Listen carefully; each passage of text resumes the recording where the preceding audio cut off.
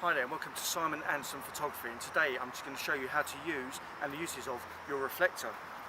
Here I've got my Interfit 5-in-1 reflector which has loads of different uses and it's great. You've got to have it in your camera bag. I have here, I think it's about a 30-32 inch reflector. Folds up nice and small and compact in this little pouch. Be very careful when you unfold this reflector because it can spring back and hit you in the face. There we go. It's quite large. It's when you get smaller ones, larger ones, square, round, all different sizes. Like I say, this is a nice big size and fits in the bag lovely. But it's not just all about photography. Sometimes you have a bit of fun with it. What does it look like? A frisbee?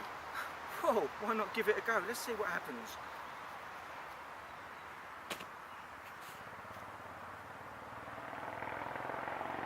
Oh shit!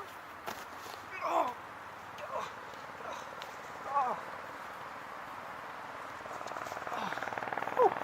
Can you believe it? I caught it. Whoa!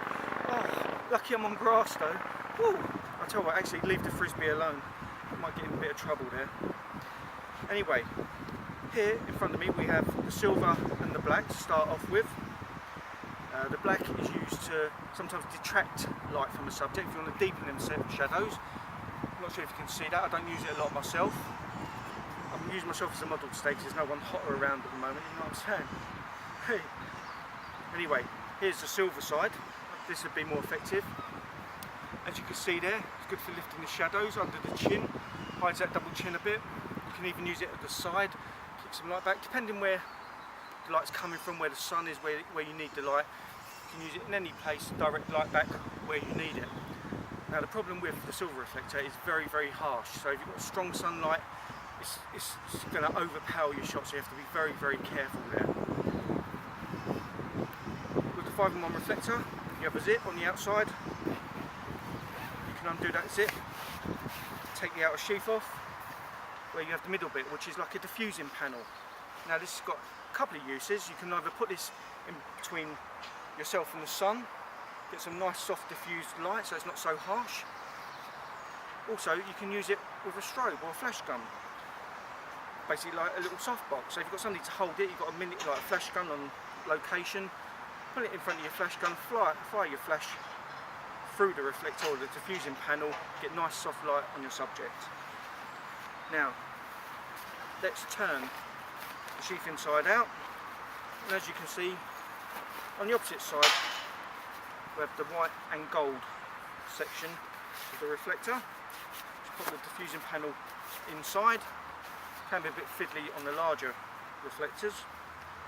Find that zip. Once you've got the diffusing panel inside, do up your zip.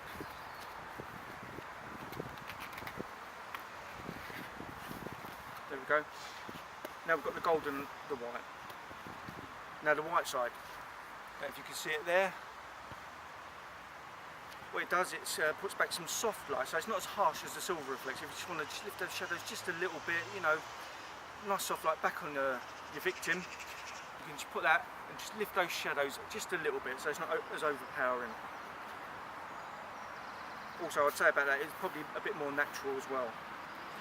Now the gold side, now this if you want to warm up, add some warm light to your shots, you know, to give that nice little golden glow. Once again, it's going to be quite harsh here because the sun's just above my head, so I can get the fullest effect to show you.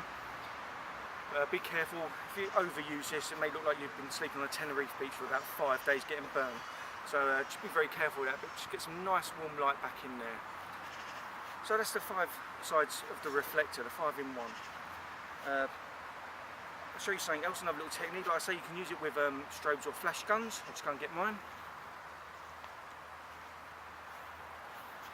Here I have my Nikon SB600 on a light stand on my Yongyo RF602 receiver. I'm not going to fire it, it's just for an example. But say you're under a tree, and you need to put some light back into your shot, but direct flash is going to be too harsh, you want it very natural. What you can do is point your flash gun away from your subject, get someone to hold the reflector in front of the flash gun. When the flash gun fires, it emits the light, hits the reflector and bounces back, almost like an umbrella, you know, something like that, just to soften that light, an indirect light. Very useful for that. You can get very creative with it as well. Right, now once you finish with your reflector, you want to pull it away. It can be quite funny watching someone try and fold these up if they've never used one before. always good for a party piece, and we give it to someone indoors or at the shoot or something, watch them going crazy trying to fold it up to get it back in this little bag. But I'm going to show you how to do it. First of all, you grip it either side. One side you face your hand forward, the other side you twist it round so it's facing back, and then you twist that round more towards you and push this over to create that circle. Might need a bit of fine tuning, get it nice and flat, but once it's in that circle shape, get your little pouch, place it back in the little bag,